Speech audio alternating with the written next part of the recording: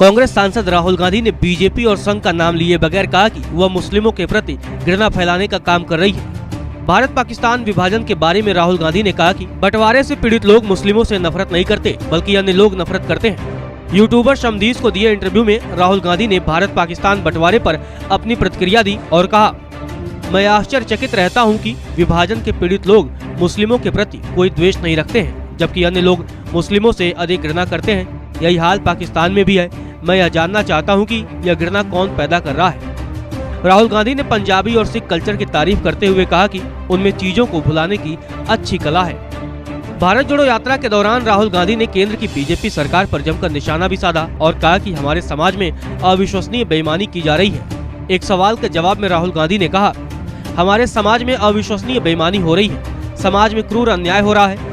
आज के समय में जब सूचना एक करेंसी की तरह है, वहाँ कुछ लोगों के पास सूचना का पूरा एक्सेस है और गेम यह है कि वे बड़े जनसमूह को सूचना प्रदान नहीं कर रहे हैं। मैं पूरे समाज की बात कर रहा हूँ, सिर्फ राजनीति की नहीं।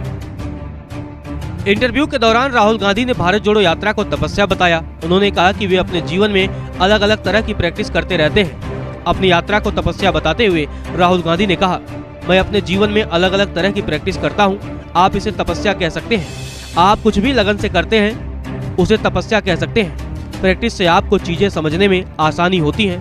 मैं पदयात्रा कर रहा हूं और मैंने बहुत सी नई सूचनाएं प्राप्त की हैं। मैंने महसूस किया है कि मेरे बहुत सारे अनुमान बदले हैं। भारत जोड़ो यात्रा से राहुल गांधी के व्यक्तिगत जीवन में क्या बदलाव आया, इस बारे में राहुल गांधी ने कहा कि ये तो 6 महीने बाद ही बता सकता हूँ कि यात्रा से कितना बदलाव हुआ है। जब मैं काफी हद तक रिलैक्स हो जाऊंगा तब यह भी बता पाऊंगा कि कितनी बुनियादी चीजें बदली है।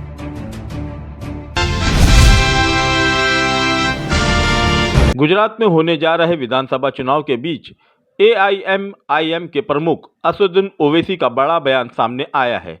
बता दें कि असदुद्दीन ओवैसी लगातार अपने प्रत्याशियों के समर्थन में गुजरात की जनता से वोट मांगने के लिए रैली कर रहे हैं।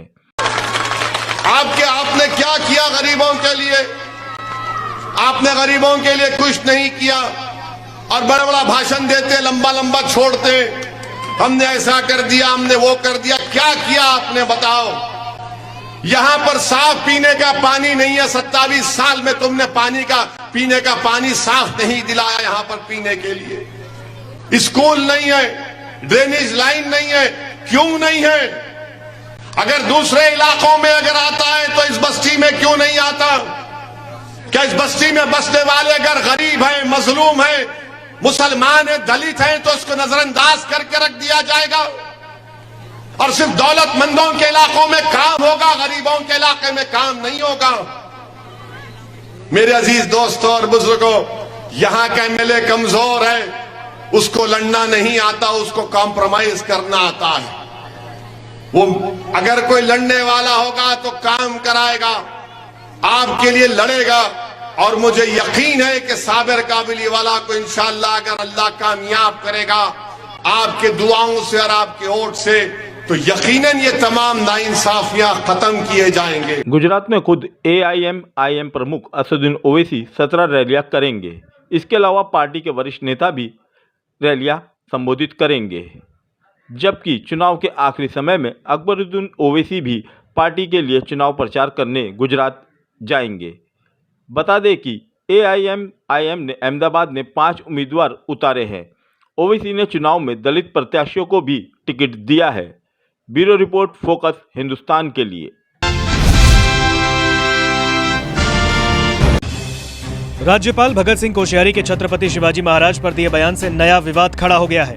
आलम यह है कि कोश्यारी के बयान के कारण पूरे महाराष्ट्र में उनके खिलाफ आंदोलन हो रहे हैं। राज्यपाल ने केंद्रीय मंत्री नितिन गडकरी का जिक्र करते हुए छत्रपति शिवाजी महाराज के बारे में ये बयान दिया था। ऐसे में पहली बार नितिन गडकरी ने बड़ी बेबाक प्रतिक्रिया भी दी है।